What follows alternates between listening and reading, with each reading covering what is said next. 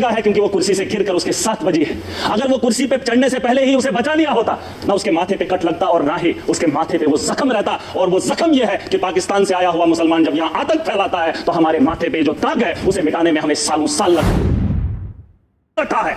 जवाब देने का वक्त आ गया है। ताकत का जवाब ताकत से देंगे, गोली का जवाब गोली से देंगे। टूरिज्म को रोका सर, हम पाकिस्तान के उन 4 आतंकवादियों को रोकेंगे अगर तो ये टेररिज्म ही खत्म हो जाएगा, टूरिस्ट भी अमन से जो है अपने टूरिस्ट की जगहों पे जो है चलेगा। सर पाकिस्तान की बात मैं करना चाहूंगा। कुछ लोग कहते हैं अपने देश के अंदर भी कि ये मुसलमान आतंकवादी है। पाकिस्तान से आया मुसलमान जम्मू कश्मीर के अंदर या देश के किसी भी कोने में आए तो उसका दाग हमारे माथे पे चिपका देते हैं सर। लेकिन पाकिस्तान के अंदर वही आतंकवादी जब आतंक मचाता है तो उसे पाकिस्तान के लोग खवारिज कहते हैं।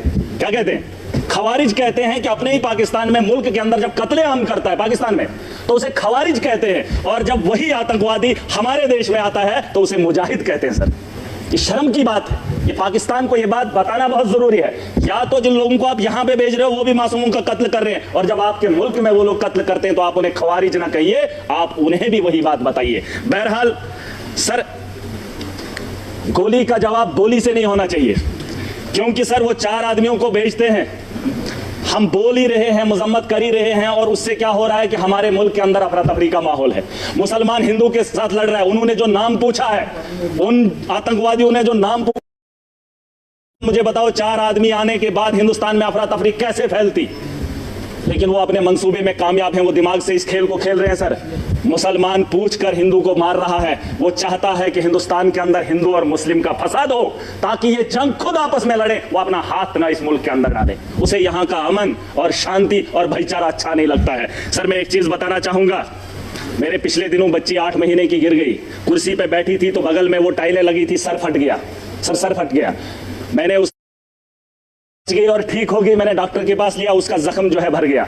लेकिन जो सर उसके माथे पे दाग है वो तभी लगा है क्योंकि वो कुर्सी से गिरकर उसके 7 बजी है।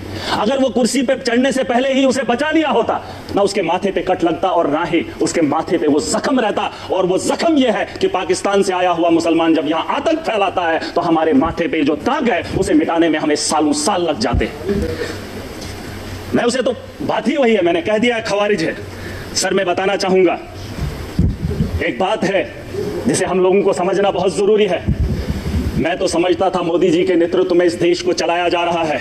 आतंक के दिलों के अंदर इतना खौफ होगा, पाकिस्तान के अंदर इतना खौफ होगा कि पाकिस्तान हमला करने की मजम्मत भी नहीं करेगा, ये मेरा दिल मानता था, क्योंकि तकारीरें वैसी होती थी, जलसे वैसे होते थे। लेकिन आज अगर वो वक्त आ ही गया है, यहाँ अगर मैं अगर ताकतवर हूं, मैं चाहता हूं अगर वो मेरे से गलती करे, मेरे से वो उलझे, मैं चाहता हूं वो कब उलझे और मैं उसको लफाड़े 2 मारकर बिठा दूं। सर ये मेरा मानना है, अगर मैं ताकत में हूं, मैं चाहता हूं अगला मेरे पे वार करे और मैं उसे ताकत से जवाब दूं। आज नहीं सर, पूरी बात सुन लीजिए, अभी तक घंटी किसी की नहीं बजी, किसी की नहीं बजी। अगर मेरे लिए बजा रहे हो मुझे बताओ, मैं कुछ गलत बोल रहा हूं, मैं सही बोल रहा हूं। मैं कह रहा हूं सर आज आप यहाँ इजलास बुलाएंगे, बुला लो, मैं भी चला जाऊंगा। मैं आज इसलिए आया हूं, मैं इस जम्मू कश्मीर का नागरिक भी हूं और जिम्मेदार भी हूं, और मेरे नौजवान बच्चे, उमर साहब ने एक टीम बनाई, अलग अलग स्टेट्स के अंदर गए, लेकिन मजबूरी क्या हुई कि मुसलमान को देखकर पीटा जा रहा है। मैं इसलिए यहां पर आया हूं। मैं मुंबई नहीं गया, मैं महाराष्ट्र नहीं गया, मैं गुजरात नहीं गया अपने उन बच्चों को देखने के लिए जो यहां से हमारे बाहर पढ़ने के लिए जा रहे हैं। लेकिन मैं उमर साहब का फिर भी शुक्रिया अदा करना चाहूंगा। लेकिन एक बात बताने आया हूं, मैं चाहता हूं सर, मैं चाहता हूं जो बात मैं बोल रहा हूं कि उकसाया जा रहा है।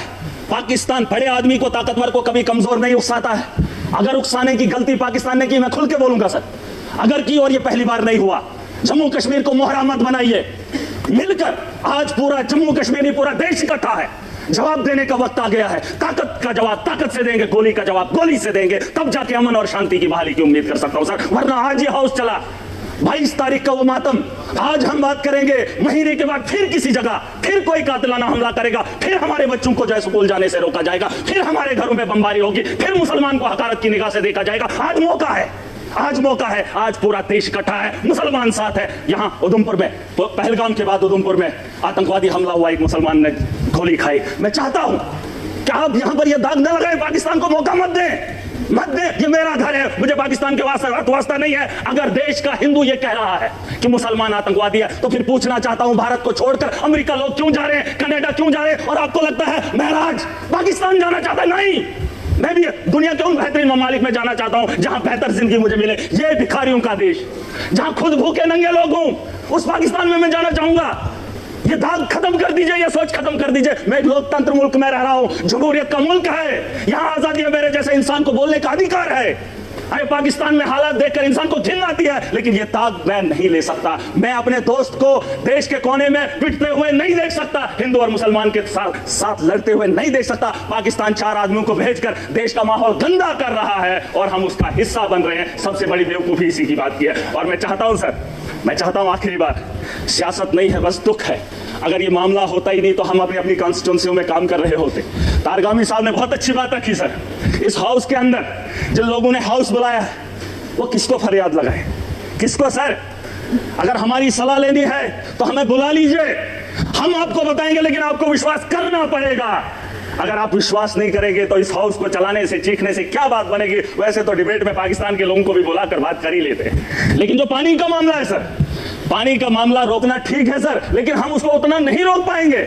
4 दिन 1 महीना रोक सकते हैं, लेकिन अगर रुकेगा पानी तो हमारे लोगों को नुकसान होगा, और जब उसे छोड़ेंगे तो सैकड़ों किलोमीटर हमारे देश के लोग उससे नुकसान होंगे पहले, फिर उसके बाद पाकिस्तान को नुकसान होगा। उसके लिए कोई तैयारी करनी पड़ेगी। ये 20 साल का ये मामला है सर। गोली का जवाब गोली से नहीं, गोली से देना पड़ेगा। अगर पाकिस्तान को रोकना, हम उनसे ज्यादा ताकत रखते हैं। आप, मैं नहीं कह रहा हूं जंग करें, मैं नहीं चाहता हूं कि पाकिस्तान और हिंदुस्तान जंग करे। मैं चाहता हूं कि हमला करें, हम उन पे अटैक करें, जंग नहीं, अटैक करें। अगर हम अटैक नहीं करेंगे, वो रोज 6 महीने, 1 महीने, 5 महीने, 10 महीने के बाद, सर परेशानी ये है कि मैं ऐसे मुल्क में रह रहा हूं जहां मैं परेशान हो रहा हूं। कोई भी परेशानी नहीं चाहता हो, मैं माजरत खा हूं सर। एक बात, मेरे यहां अगर कोई मर जाए गांव के अंदर तो मुझे वहां जाना है तो ताजियत में मैंने अपने घर नहीं जाना है, मैंने उस घर में जाना है जहां पे मातम हुआ हो।